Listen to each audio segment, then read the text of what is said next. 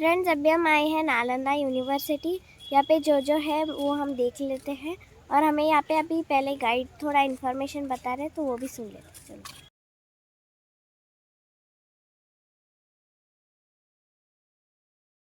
नालंदा का खंडर वास्तव में खंडर है। पूरे ईंटे ही ईंटे, सिर्फ मोटे मोटे दीवार, भट्ठे जैसा। लेकिन अगर इतिहास से जोड़कर देखेंगे तो आपका एक एक ईंटा एक इतिहास है, अन्यथा वीरान है। तो नालंदा का प्राचीन जो इतिहास है ये 2500 वर्ष पुराना है। जब लॉर्ड महावीर का यहाँ आया उस समय इस जगह का नाम पावारिका था। नालंदा नाम का कोई शब्द नहीं, कोई विश्वविद्यालय नहीं, सिर्फ पावारिका मैंगो गार्डन, जहाँ लॉर्ड महावीर अपने जीवन का 3 चतुर्मास किया था। राजगीर आप लोग घूमे हैं? यहाँ से 13-14 किलोमीटर आगे राजगीर है, जहाँ एक बेनू वन नाम का जगह है, बगीचा गार्डन है। वहाँ लॉर्ड महावीर अपने जीवन का 11 चतुर्मास किया था। टोटल चतुर्मास उनका बिहार में 14 बीता। तो लॉर्ड बुद्ध से वो उम्र में ऐसे भी बड़े थे, उनका पहले आना हुआ, उसके बाद वो चले गए। उनके जाने के बाद लॉर्ड बुद्ध का आना होता है। एक लंबा समय बिताने के दरमियान जो लोग लोकल उनके समक्ष आए, उनकी बातों उपदेशों को सुना, उन्होंने बौद्ध धर्म मान लिया। और जो लैंड लॉर्ड थे, जो इस आम्र वन के मालिक थे, उपाली नाम था, बहुत बड़े ट्रेडर थे, उन्होंने ये पूरा आम्रवन लॉर्ड बुद्ध को दान में दे दिया। उसके पश्चात ये पूरी तरह से बौद्ध धर्म से रिलेटेड एरिया बन गया। अब लॉर्ड बुद्ध के मृत्यु के 1000 वर्ष बाद जब मगध के राजा, अभी जो आप बिहार में घूम रहे हैं, यही आपका प्राचीन मगध राज्य था। और मगध राज्य का आरंभिक कैपिटल ये राजगृह था, जहाँ से आप लोग आ रहे हैं। तो उस समय वहाँ के राजा बिंबिसार हुआ करते थे। उनका बेटा था अजातशत्रु नाम का, उसने अपने पिता को कैद में डाल दिया और खुद राजा बन गया। वो बाद में बौद्धिस्ट हो गया और वही राजा लॉर्ड बुद्ध को वहाँ ठहरने के लिए निवास बना दिया, बेनुवन। और वहाँ बेनुवन आप लोग गए हैं? गए हैं? वहाँ एक तालाब देखे होंगे, बीच में गर्म पानी, तो वो अलग हो गया। बेनुवन एक गार्डन है, नहीं गए? वो आते थे रास्ते में दिखा, अंदर नहीं गए। बीच में तालाब है, जहाँ लॉर्ड बुद्ध प्रतिदिन स्नान करते थे और वहीं उनका रहने का घर भी था, उसी में निवास स्थान भी था। और प्रत्येक दिन स्नान करने के बाद जो रोड, जिस रोड से हम लोग चलते हैं आते हैं, तो उस रास्ते से वहाँ एक गिद्धकूट पर्वत है, माने पहाड़, बहुत राजगीर का सबसे ऊंचा पर्वत शिखर गिद्धकूट नाम का, जहाँ वो जाते थे और उसी जगह बैठकर पूजा करते थे, ध्यान लगाते थे, जो आज शांति स्तूप के रूप में जाना जाता है, जहाँ लोग रोपवे से जाते हैं, लिफ्ट से जाते हैं। ठीक है।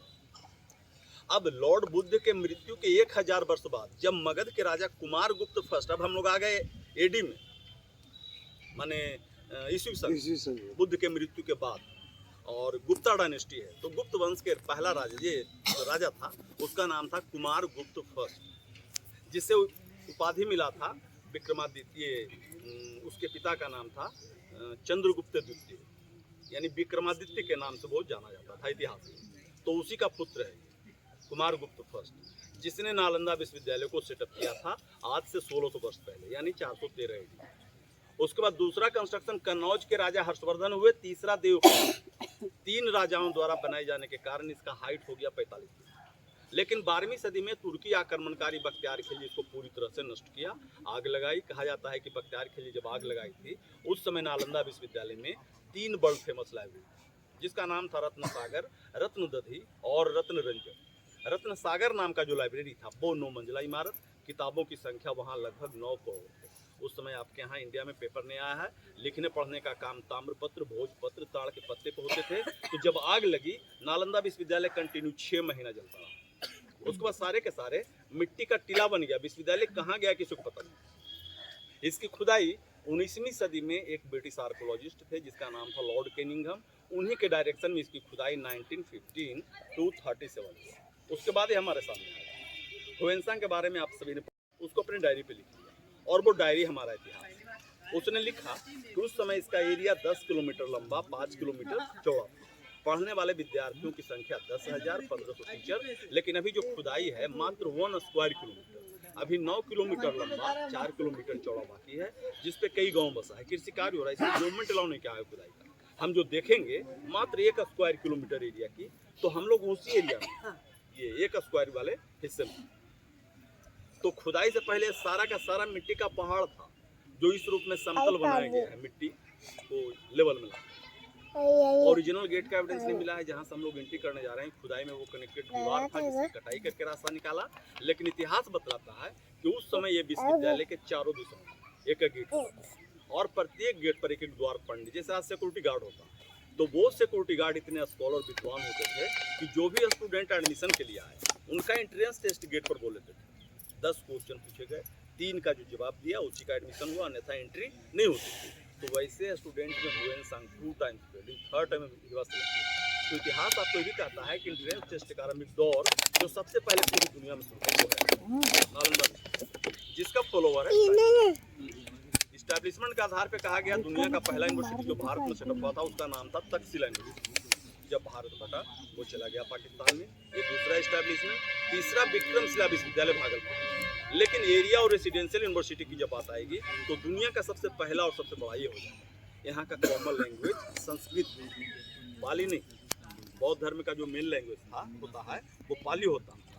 एक्चुअली बुद्ध के मृत्यु के बाद बौद्ध धर्म कई भागों में बटा है, जैसे हीनयान, महायान, तंत्रयान।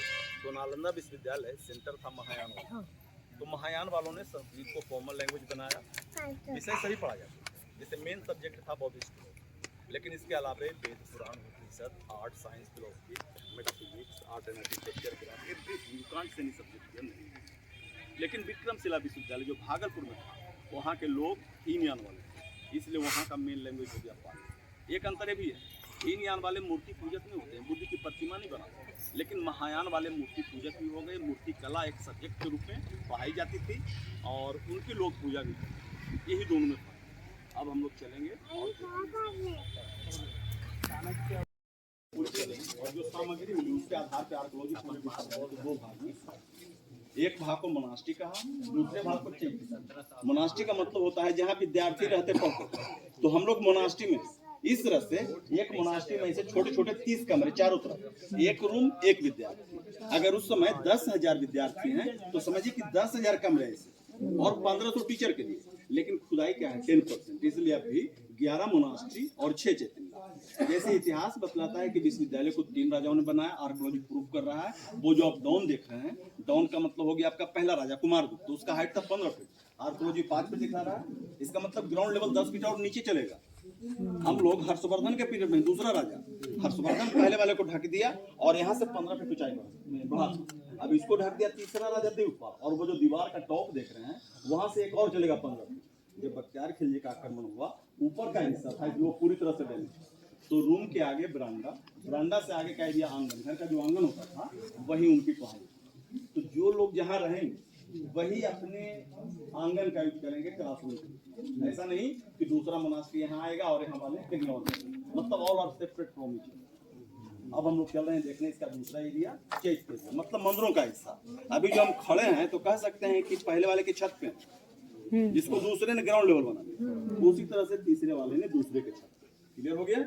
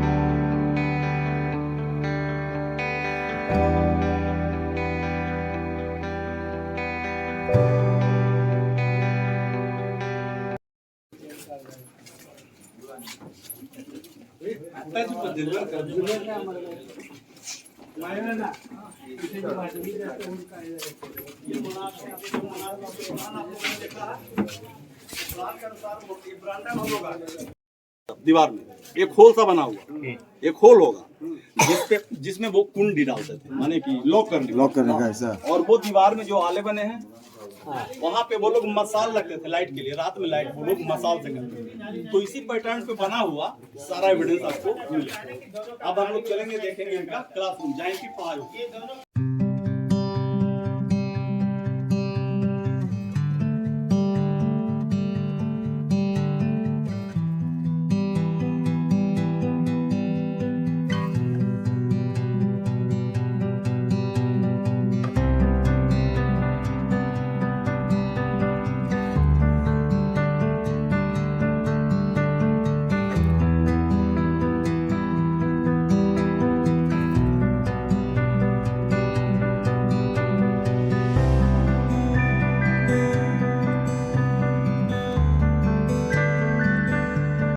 फ्रेंड्स, ये है कुआं। इसमें पहले पानी होता था। हर मोनास्ट्रीज में एक एक कुआं होता था और यहाँ पे 10,000 स्टूडेंट्स है। ये सब लोग ऐसे मतलब अरेंज थे अच्छे से।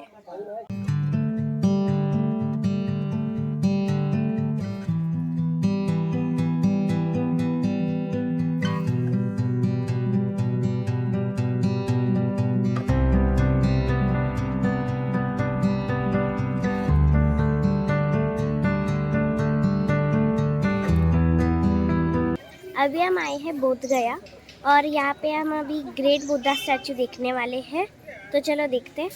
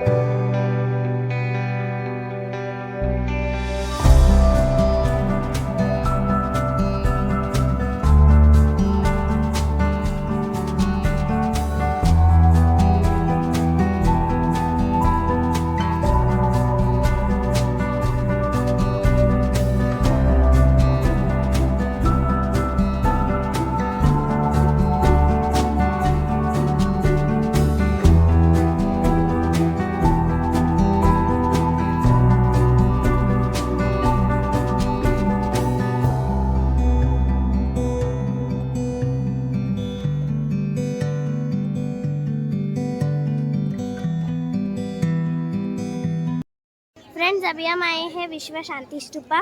अभी हम रोपवे से ऊपर जाएंगे और ये आता है रत्नागिरी हिल्स पर, राजगीर में लोकेटेड है। तो चलो जाते हैं। फ्रेंड्स, ये देखिए अभी हम सब लोग रोपवे में बैठे हैं।